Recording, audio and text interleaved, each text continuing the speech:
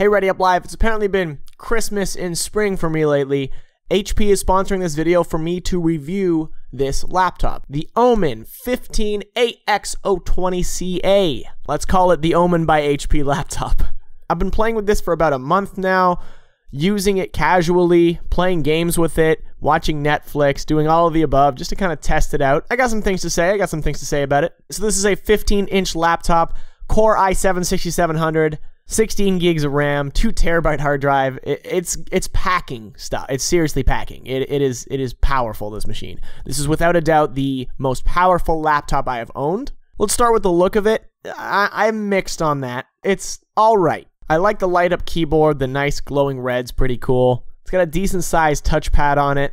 It weighs around 5 pounds. Otherwise, it's kind of cheap plastic. That's not inherently bad, but there are a lot of laptops on the market right now that are really sleek looking. I mean, who cares what it looks like, right? The screen is nothing to write home about. It's got decent brightness, but it's not blowing anybody away. It's 1080p. I personally don't think you really need much more on a laptop, because obviously you want to save battery. Speaking of which, the battery life on this laptop is pretty much what you expect. If you turn power saving on and you don't use anything too heavy, not playing crazy games, you can get quite a few hours out of this. It tells me 8 to 10 hours.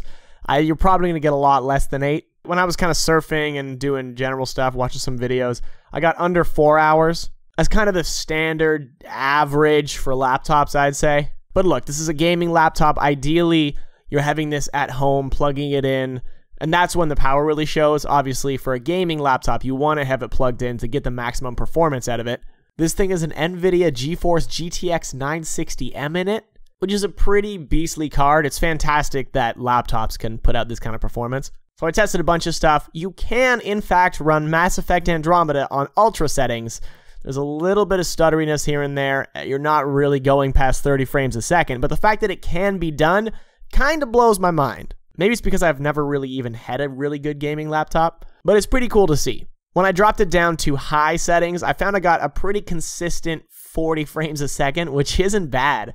I was taking some test clips and then suddenly, 6 hours later, I'm still playing Mass Effect. Not much to complain about there. Skyrim Remastered I had a little more problems with. I think that's kind of Skyrim in itself. The draw distances and such really eat into the frame rate. Again, I could max out the settings and it's playable, but you're not really going to get the highest frame rate there, obviously. I was just psyched to lie down in bed, have a wireless Xbox controller, just lean back, have a good time. I know those crazy people out there who play games with the actual touchpad. Speaking of the touchpad on this laptop, I don't really like it. It's got a good size. There's something about the texture of it that just feels very unsmooth.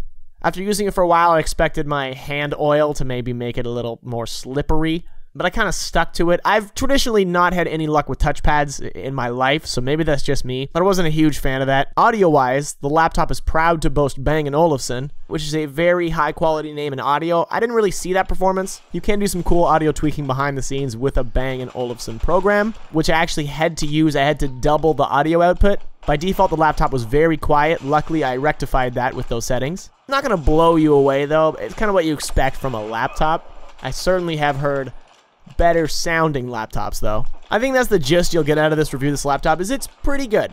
At its absolute worst, it's average. Its price is around $1,600 Canadian, which is $1,200 American. So yeah, it's by no means low end. This is one of those laptops that if you hold out on, I imagine it will drop in price significantly. So if you are looking for something, you want that gaming laptop, you don't have a PC at all maybe, this isn't a bad way to go. I do like that this laptop has an Ethernet port on it.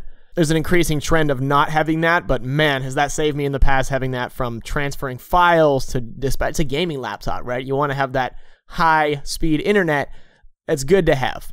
You got HDMI, gotta have that, got some USBs. Card reader, must have. Continuing on about software, something I'm not a huge fan of is there's this HP pop-up and some bloatware there that I really struggled to get rid of. It was not easy to uninstall. That's kind of a side effect of buying from a bigger company like this. It wasn't a huge issue, and if you're PC savvy, again, you're getting a gaming laptop, I hope you know how to deal with that anyway. It was good at issuing updates, I'll give it that, but it did pester me so much that I had to disable it. I found my laptop ran pretty cool, which is a big difference from what I am used to. In the past, I've had laptops almost set my place on fire. I've burnt sheets on my bed. I've tried this on different surfaces. I had it set on my bed for a while, which is usually a bad idea, but I'm pretty impressed with the ventilation of this. Even putting my hand on it, like there was nowhere, even playing ultra setting games, there were nowhere that it hurt to the touch.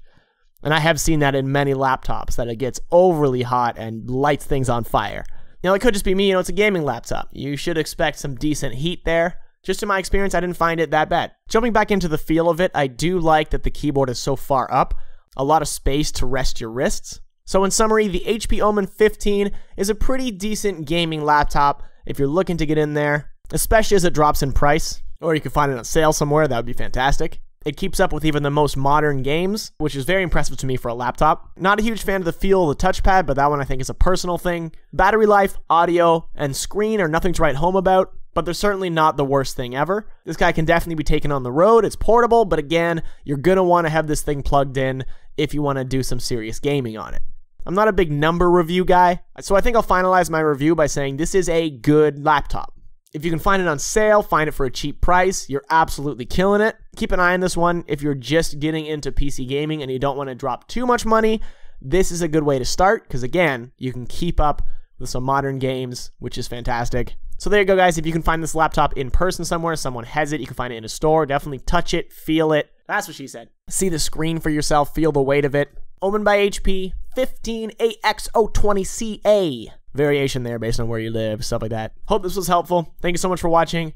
Back to getting lost in Mass Effect Andromeda. It's good. It's man, I'm telling you, for all the flack that game got, it's still very fun. Still very fun. See you guys next video.